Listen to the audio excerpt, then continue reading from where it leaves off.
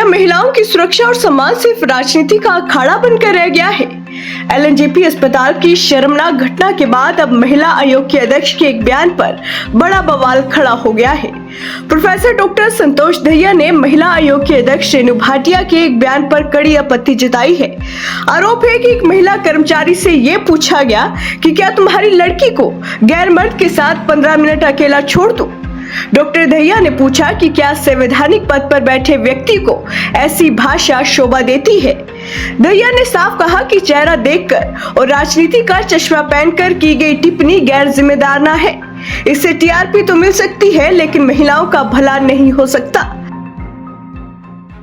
जो एलएनजेपी में हुआ है वो बहुत दुर्भाग्यपूर्ण है कि एक बच्ची के साथ एक डॉक्टर ने रेप किया है, जिस डॉक्टर से ये उम्मीद की जाती है कि वो सुरक्षा करेगा लोगों की, उनको तकलीफ से बाहर निकालने की कोशिश करेंगे। डॉक्टर से यही उम्मीद की जाती है, लेकिन डॉक्टर ने एक बच्ची के साथ बलात्कार किया है। ये बहुत दुर्भाग्यपूर्ण है।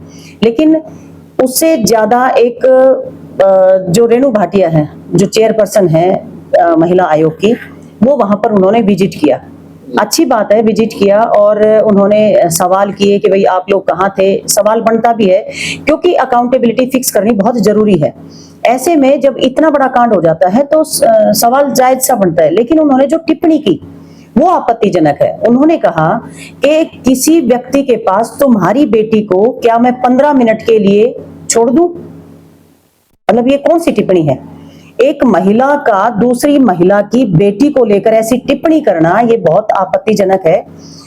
रेणु भाटिया जी को मैंने देखा है कि वो मुंह देख के टीका करना कहते हैं ना हरियाणा में, तो वो करती हैं। जब हमारी पहलवान बेटियां बैठी थी, ब्रजभूषण के ऊपर इतने बड़े आरोप उन्होंने लगाए थे, एक शब्द उनके मुंह से नहीं निकला कि भाई इंक्वायरी होनी चाहिए, जांच होनी चाहिए। एफआईआर भी दर्ज नहीं हो रही थी, तब वो एक शब्द नहीं बोली। अशोक खैरात के वक्त 100 महिलाओं का रेप करने वाला, प्रज्वल रवैना 100 वीडियो दिखाने वाला, महिलाओं को डरा डरा कर बार बार रेप करने वाला, ऐसे लोगों के खिलाफ वो एक शब्द भी नहीं बोलती हैं। और उन नर्सिस को जो दिन रात ड्यूटी देती है, उनसे ये पूछ सकती थी कि भाई आप कहाँ थी, ये कैसे हुआ, तुम्हारी जिम्मेदारी बनती है। 100 क्वेश्चन हो सकते थे।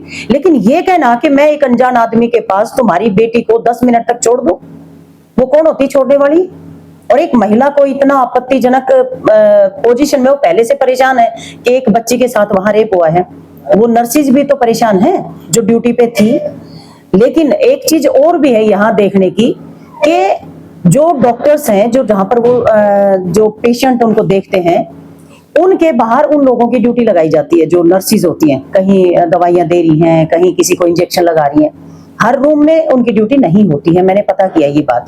दूसरी बात, इतनी नर्सिस है कहाँ, इतना स्टाफ है कहाँ जो ये कहते हैं ना कि वहां पर ड्यूटी एक एक कमरे में एक एक पेशेंट के साथ एक एक नर्स हो सकती है। संभव ही नहीं है क्योंकि स्टाफ की कमी है, डॉक्टर ही नहीं है वैसे तो पहले। लेकिन ये जो सबसे बड़ा मेरा जो आपत्ति का जो मेरा प्रश्न है रेणुका जी से, कि वो डांस करती हुई कहीं की वीडियो डालती है कभी, तो मैं तो वो भी देख के हैरान हो जाती हूँ। भाई एक महिला आयोग की चेयरपर्सन, जिसको सरकार तनख्वाह देती है, उसको गाड़ी दे रखी है, उसको सिक्योरिटी मैन दे रखे हैं, उसको सारी सुविधाएं दे रखी हैं, नाचने के लिए थोड़ी दे रखी हैं। उनको महिलाओं की जो कहीं कोई समस्या होती है उसको उसका समाधान करने के लिए वो है। लेकिन वो इस तरह की टिप्पणी करती है। एक और मसला मेरे सामने आया, एक स्कूल की जो टीचर्स है, उन्होंने कहा कि प्रधान ने हमें अपने कमरे में बुला के बाजू पकड़ के खींचने की कोशिश की। एसएमसी प्रधान या प्रधानाचार्य ने जो ये होते हैं मैनेजमेंट का जो प्रधान होता है, हाँ, उसके अगेंस्ट वो गई उनके पास और उसने कहा कि इस तरह से मेरे साथ हुआ। पता उनका जवाब क्या था? ये कुरुक्षेत्र की है। गांव कुरुक्षेत्र में, शहर में स्कूल है। हाँ, तो क्योंकि इंक्वायरी चल रही है तो मैं नाम अभी नहीं लेना चाहूंगी। वहां पर क्या किया उन्होंने कहा कि ऐसा करो, प्रधान को तो मैं 1 महीने के लिए बर्खास्त करती हूँ, लेकिन तुम भी स्कूल में मत जाओ। ऐसे गंदे आदमी के साथ तुमने क्या काम करना है? ये कोई स्टेटमेंट थोड़ी है। तो किसने बोला? रेणु ने। तो इस तरह की स्टेटमेंट किसी एक चेयरपर्सन जिसको इतनी बड़ी जिम्मेदारी दी हुई है, उसके शब्दों में तो मर्यादा, सम्मान, एक आदर होना चाहिए ना। मर्यादित भाषा, लोकतांत्रिक भाषा का प्रयोग उसको करना चाहिए, लेकिन वो लगातार नहीं कर रही है, मैं लगातार देख रही हूँ। लेकिन नर्सिस के साथ जो उसने किया है, उसकी बेटी को लेकर जो टिप्पणी की है, ये बहुत आपत्तिजनक है, अलोकतांत्रिक है, और इसके विरोध में नर्सें आज खड़ी हैं। केवल नर्सें नहीं, सब लोग खड़े हैं। हम चाहते हैं न्याय हो, उस लड़की को न्याय मिले, और जो डॉक्टर है, मेरे को तो कहीं कहीं ये भी शंका होती है, ऐसा तो नहीं उस डॉक्टर को बचाने की मुहिम चल रही हो। और 23 के 23 जिलों में प्रदर्शन किया गया है नर्स स्टाफ द्वारा कि जो चेयरपर्सन है उसको माफी मांगनी चाहिए और सरकार ने संज्ञान लेना चाहिए। बिल्कुल, सरकार को संज्ञान लेना चाहिए और उसको पब्लिकली आकर ये माफी मांगनी चाहिए कि मुझे ऐसी टिप्पणी किसी की बेटी को लेकर नहीं करना चाहिए। 13 लाख महिलाएं गायब हैं देश से। क्या एक बार रेणु के मुंह से निकला कि सरकार से सवाल करे 13 लाख महिलाएं कहां गायब होगी? क्या उन्होंने पूछा एक बार सवाल? क्या उनका राइट नहीं बनता? क्या उनकी ड्यूटी नहीं बनती कि वो सरकार से सवाल करें? 13 लाख छोटा आंकड़ा है। हर रोज हरियाणा में 3-4 बलात्कार हो रहे हैं। क्या वो किसी से सवाल करती है? कभी सरकार से सवाल करते देखा है?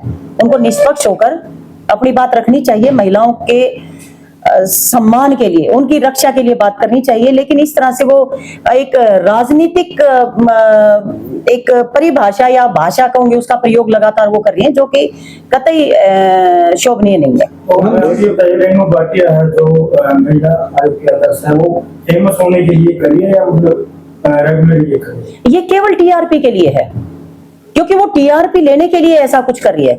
नहीं तो एक कोई भी व्यक्ति है जिसके सामने कोई मसला आया है, वो जाकर आराम से पूछेगी, भाई आप कहाँ थे, ऐसा क्यों हुआ, और ऐसा हुआ तो उसको सजा मिलनी चाहिए। जो इसके रिस्पॉन्सिबल हैं, उनकी अकाउंटेबिलिटी फिक्स होनी चाहिए।